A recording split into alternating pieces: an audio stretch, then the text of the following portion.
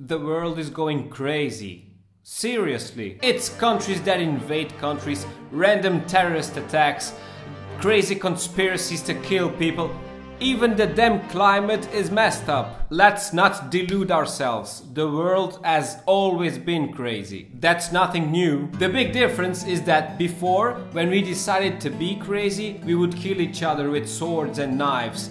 Today, when we decide to be crazy, we can blow up entire countries or destroy the goddamn world. And it's with this concern that I come here today, to give you 2 ideas to try and achieve world peace. Well, my 2 great ideas are: 1, a slap of humility in humanity, and 2, to increase hatred in people. Yeah, you heard right, increase hatred, but I'll get to that. As for the first point, I think that most people on this planet don't realize the magnitude of their insignificance. My dear friend, unless you are the man or woman who made the universe, you are nothing in the universe. I'm a strong believer that we should add 1 year to school. And in this extra year, we would only teach astronomy. I truly believe that learning astronomy is an experience that creates humility.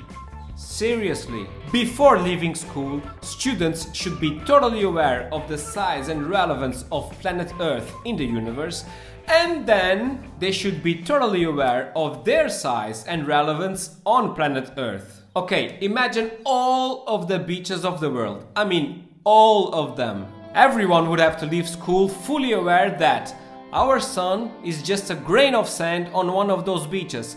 1 grain. What I'm saying is that our sun is just one of thousands of millions and millions and millions of stars, and it's sitting there in a corner of our galaxy.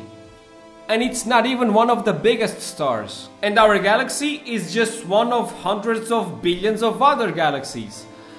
And it's not even one of the biggest galaxies. And what about us? We are this tiny dot that orbits our little star. We are a small planet adrift in space, orbiting our little sun. And it's within this tiny planet that all of the history that you know happened. All the religions, all the wars, all the civilizations, everything. Everything that you know happened in this insignificant and anonymous dot that's in a corner of a galaxy that's lost among hundreds of billions of millions of other galaxies. Are you seeing the dimension of the thing? I'll leave a link down below for a video where Carl Sagan explains this a lot better than me, if you want to check it out. Anyway, it would take a whole school year to teach people to see the world through this filter of astronomy. Seriously, I wouldn't mind paying more taxes for people to realize this. I believe that if students left school with this knowledge, the number of wars would drop to half. Then it would be like, you know, imagine if someone would come up to a guy and say, "Oh God, he just spoke to me and he said that what would be really important right now was for you to get on a truck and go ahead and hit a bunch of men, women and children down the street."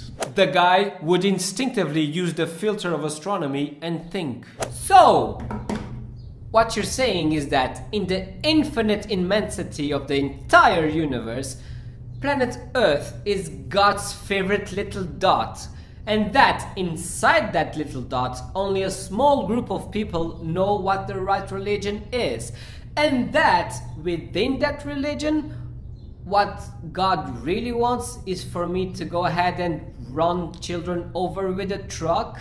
Now do you see how ridiculous the premise is? And now you say, oh, but there will always be crazy people. There will always be violent people who want to fight and such. Well, you are right, that is true. But that is where my second idea comes in. In relation to my second point, it's actually quite simple, and it is based on a very simple truth, which is there is only one thing that truly unites people. It's not love, it's not democracy, it is hatred for a common enemy. Seriously, it's always like there's one person who likes one Portuguese football team and there's another person who likes another Portuguese football team, and they don't like each other until a Spaniard appears and they say, "We are Portuguese, we don't like Spaniards."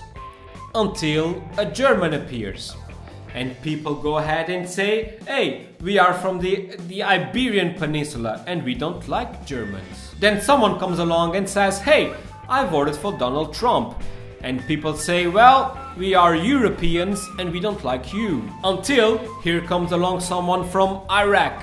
And people gather together and say, hey, we are from the Western world and we don't like you. And so on and so on and so on. And that is what unites people, a common enemy. The problem is that we are trapped here on planet Earth. The enemy is us. We can only fight each other. And we can only truly unite as a single people on planet Earth if the common enemy comes from outside the Earth. So my idea is those billionaires full of money, but the smart ones like Elon Musk or Bill Gates, they get together and they prepare an alien invasion. So the idea is, with heaps of technology and a well-constructed story, we would prepare a fictional invasion of aliens. Of course, people would know that it was fictional. The main point here is that people believe it was real, because the intention is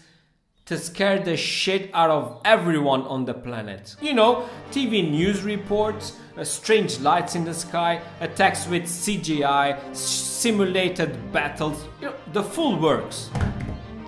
A job so well done that even Conor McGregor would piss his pants. No, Conor McGregor would probably single-handedly kick all of their asses. The goal? To unite the world's population in the fight against the common enemy who came from outside.